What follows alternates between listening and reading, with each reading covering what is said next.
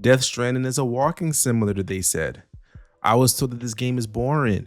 Nah, this game goes from delivering packages to delivering these fades. Amazon could never. This must be how every mailman in the Bronx feels like. So I finally played Death Stranding, and here are my thoughts. Roll intro.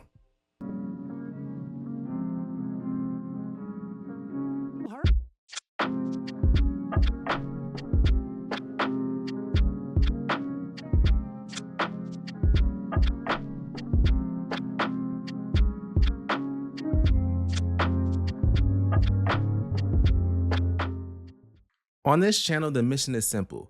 Clear the backlog one game at a time. Whether it's a cult classic I missed or a massive title I just never made the time for. I'm finally tackling the games that have been staring at me from my library shelf for just way too long. And today's game, it's a big one. Death Stranding has been sitting in my backlog since launch, quietly judging me. And now that I've finally finished it, I'm kind of surprised. It isn't just an open world game, it's an experience. Created by Hideo Kojima after his dramatic split from Konami, Death Stranding is what he calls a Strand-type game. Part post-apocalyptic delivery simulator, part sci-fi fever dream, and somehow part social experiment. It runs in the Decima engine, the same one behind games like Horizon Zero Dawn, and features a Hollywood-level cast with Norman Reedus, Mads Mikkelsen, and Leah Seydoux. Visually, it's haunting. Conceptually, it's unlike anything I've ever played so far. So let's talk about it. At its heart, Death Stranding is about connection. You play as Sam Porter Bridges, a lone courier tasked with reconnecting a fractured United States after a mysterious event called the Death Stranding. In this world, the dead don't stay dead. Rain accelerates time, and invisible beings known as BTs roam the earth, turning every delivery into a potentially deadly mission. But beyond all the weird sci-fi stuff, the story is deeply personal. It's about isolation, grief, and finding purpose in helping others, even when the world feels beyond saving. What really brings this narrative to life are the characters. There's Amelie, the enigmatic woman at the center of everything. She's both a symbol of hope and a source of mystery, constantly just out of reach, yet essential to Sam's mission. Her role challenges you to think about what it means to lead and whether salvation can come from isolation or sacrifice. Then there's Fragile, a fellow porter with a haunting past and a resilience that mirrors Sam in a very different way. She's one of the most emotionally complex characters in the game, guarded but deeply human. Her story explores the idea of being unfairly judged and how we carry the scars of our past, both physically and emotionally. Hartman adds an entirely different kind of depth. He's a scientist whose heart literally stops every 21 minutes, sending him briefly to the world of the dead in search of his family. He's thoughtful, composed, and represents the intellectual and emotional costs of living in a world torn between life and death. Me, I'm no exception.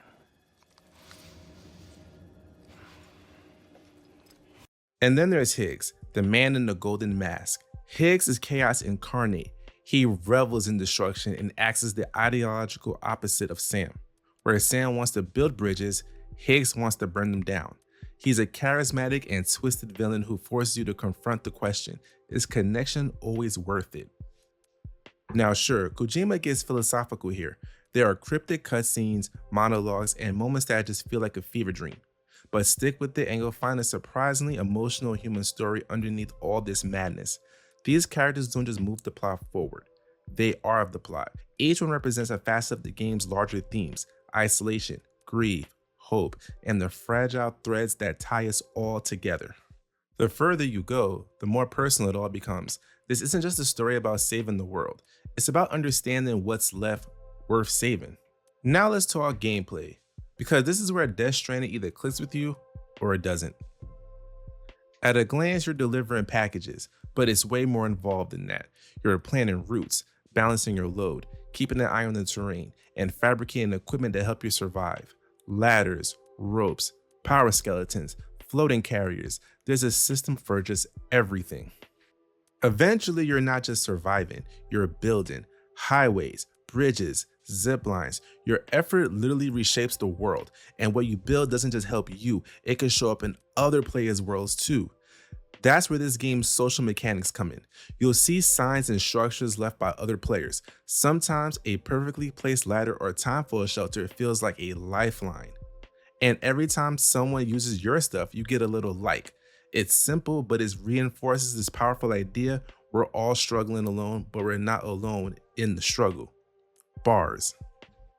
Now, of course, it's not all just peaceful hiking. There are threats, mules who are obsessed with stealing your cargo, and BTs who make every stealth section feel like a horror sequence.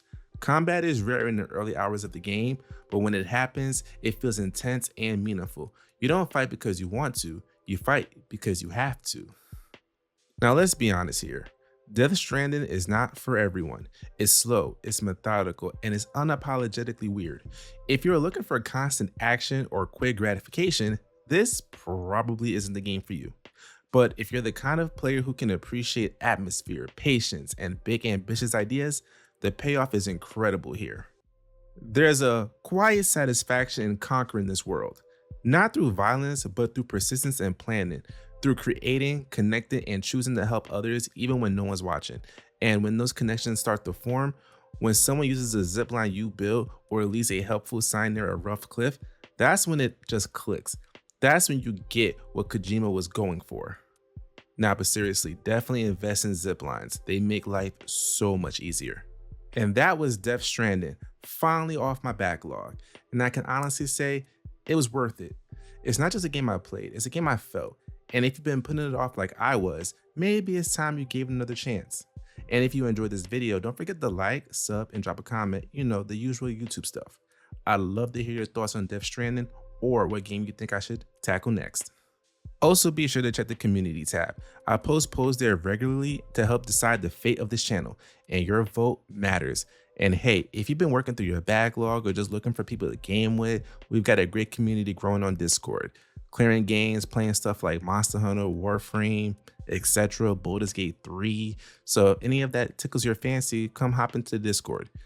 Thanks for watching this video, and I'll see you in the next one. Peace.